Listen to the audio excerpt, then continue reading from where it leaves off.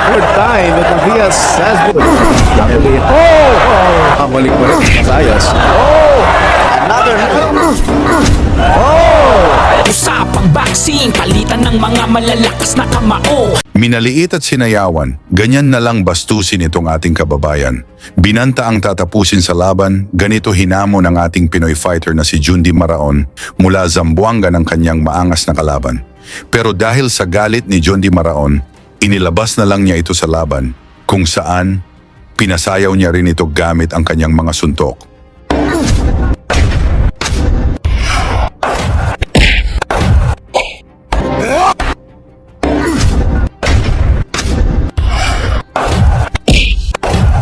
Ang ating bida ngayon na si Jundi Maraon ay nagmula sa angkan ng mga matatapang sa Molave, Zamboanga del Sur, isang hard puncher at alaga ni Nonito Donaire Sr. Tinaguri ang pretty boy dahil sa kanyang matulis at malalakas na suntok.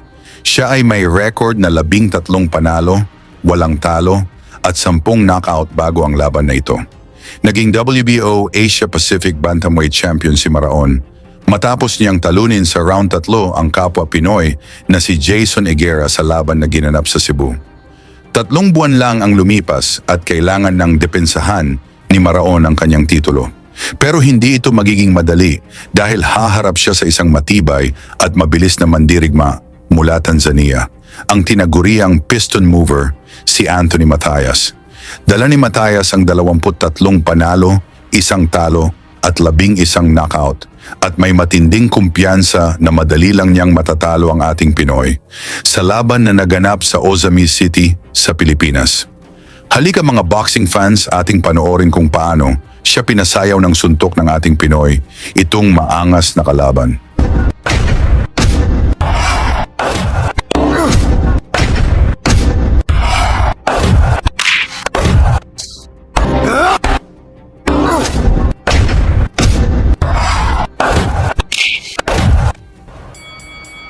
Sa pagbukas ng laban, umatake na kaagad itong si Matayas na gustong patunayan ang kayang mga sinabi.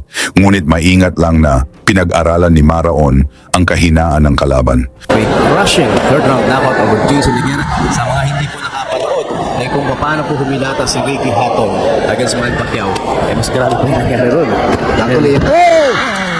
Mula sa palitan ng suntok, bagsak si Matayas ngunit tumayo pa ito at lumaban. That fast. Hindi pa tapos si Jundi Maraon. Hindi pa tapos. Dennis. Principal.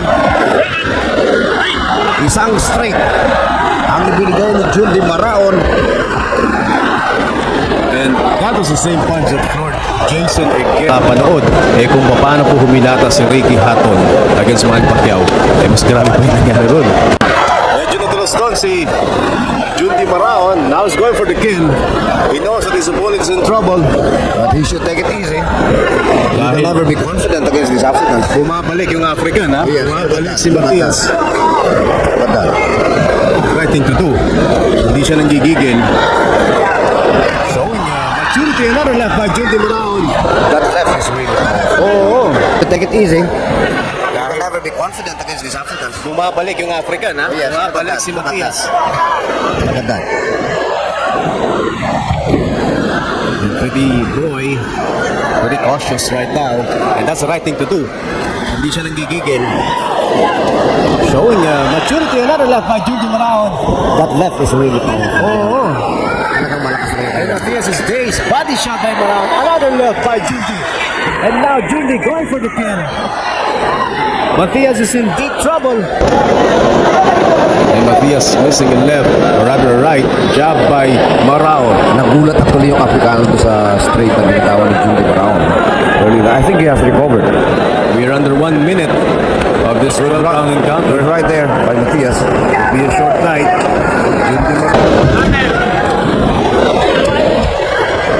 Pretty boy. Pretty much. Right by Matias. And nakaka-recover na nga yung Tanzanian fighter. It'll be a short night. Jundi Maraon defending his regional title. Counter left to the body by Maraon. Pretty boy. Pretty much in charge of this fight. Right by Matias. Left jab. Ayun mo, nakaka-recover na nga yung Tanzanian fighter. Now Matias using his left jab to ward off. And the rail and the attempt around to connect that left. He again connects with the strong left combination. Body shot. Everything being thrown now by Dito sa ikalawang round, bumagsak ulit si Matias matapos tamaan ng kaliwa ni Maraon. Ngunit talagang nagpakita din ito ng tapang. waiting for the right movement. Exactly what he did in the first round when he scored that knockdown. And that's more of a slip. But you know, we have discovered something. Maraon could make the 115-pound weight limit. Mas mababa pa. Yes.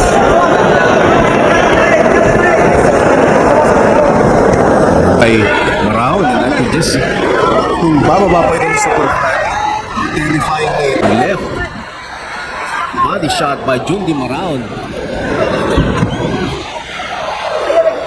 showing maturity. He knows at pangaman pa rin, bumabalik pa rin si Matias. Oh, another left to the head.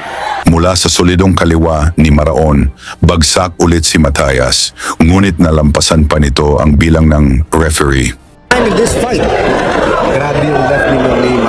Oo, mas isang katamaan dyan. One more. Could be the end of it. Here again. Good left again by Jundi Maraon. Staggers African, the Tanzanian once again. But Bumabalik pa rin, no? Kumakounter pa rin si Matias. There's another left. there is actually sa noo, mama, baksak rin yung Ano mo? This was how money pa. Sa round 3, lalong tumitindi ang palitan ng kombinasyon, ngunit tumama pa rin ang mga solidong pinakawalan ng ating Pinoy. Now, Maraon showing his power also sa kanan. He's now using his right hand, especially those body shots.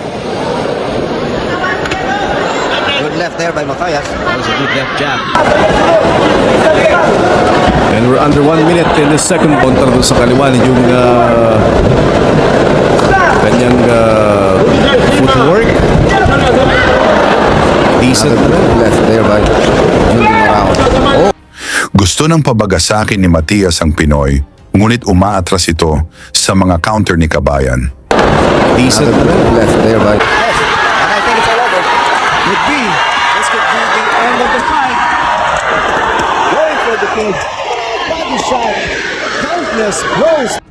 Marami na ang mga solidong naipatama ni Maraon, ngunit mapahanga ka rin sa tibay nitong Tanzanian boxer. Combination by Maraon. Maraon sensing that this is the right moment for him. His best chance to score another stoppage. This is the same round that he stopped Jason Nogueira for this same title. You know, I saw Matias smiling there, huh? As if saying, I can survive this. There's that left again. Mula sa solidong kaliwa ni Maraon, bagsak ulit si Matias. Pero sa halip na matauhan, lalo pang nag-angas, sinayawan pa si Maraon. There's another left. Uy, pero tumayo pa rin si Matias. And we're under 1 minute in the second. Kontra doon sa kaliwa yung that's the third time Matias has been floored. Sa pagpasok sa ika-4 na round, nagdesisyon na si Maraon na tapusin ang laban. Nagpakawala na ito ng maraming suntok, pero nakakabilib din ang tibay ng Tanzanian. Kahit tinatamaan, lalo lang tumatapang. Tayo, sasayaw-sayaw pa. But I think it's just a matter of time, because left to the midsection by Jundi Maraon. When it comes to skills, power, lahat na kay Jundi Maraon. It's his advantage. Kanyang footwork. Decent. Tanzanian. Again. Ang tibay, tibay gloves made in Cebu. This is the first time out, the second time out that we're using this in a big boxing event. And we're doing this to support Going for the kill. Jundi Maraon. Body shot. Countless blows being delivered by Junji Maraon. He's trying to go for the kill. And Matthias hanging on. Green light. Combination by Maraon.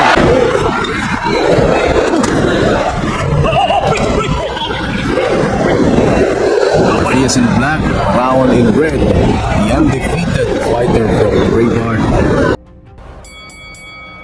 Sa ikalimang round, hirap na si Matthias depensahan ang pinakawalan ng ating Pinoy, ngunit talagang nagpakita din ito ng tapang. Jason Higuera. Now Maraon is using the right jab. He's using the jab right now. Pasok yung jab na yan, ha? There's a jab again. The Junji Maraon, his favorite shot, that left straight. And he has floored Matthias to...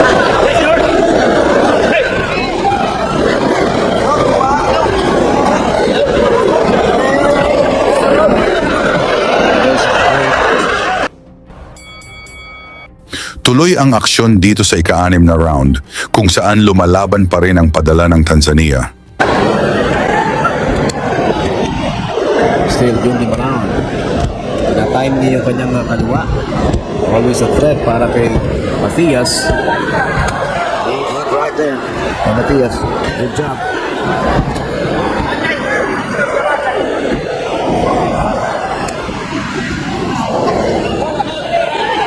And now, Matthias is very active with his left jab. Maraon still Ngayon lang Matthias. the patience of Maraon being tested here.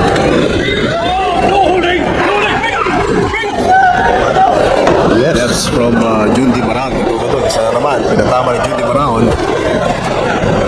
In control this fight. Combination by Junji. There's that another left straight. Alam mo, mas improve yung timing ko ba ni Maraon ngayon compared to his last 3 fights. Very active with his left jab. Right to find him. Junji Maraon showing composure. Despite those 3 knockdowns, he scored each in the first, second, and third rounds.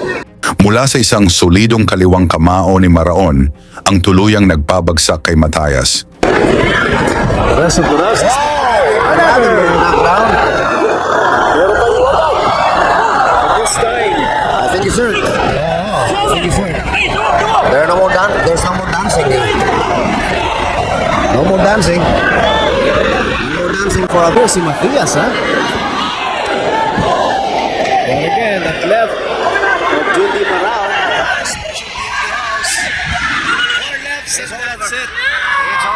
Dito na nagdesisyon ang referee na itigil ang laban upang hindi na mapahamak pa ang Tanzanian boxer. The house. It's all over. Nakuha ni Maraon ang technical knockout na panalo at nadepensahan ang WBO Asia Pacific Bantamweight title.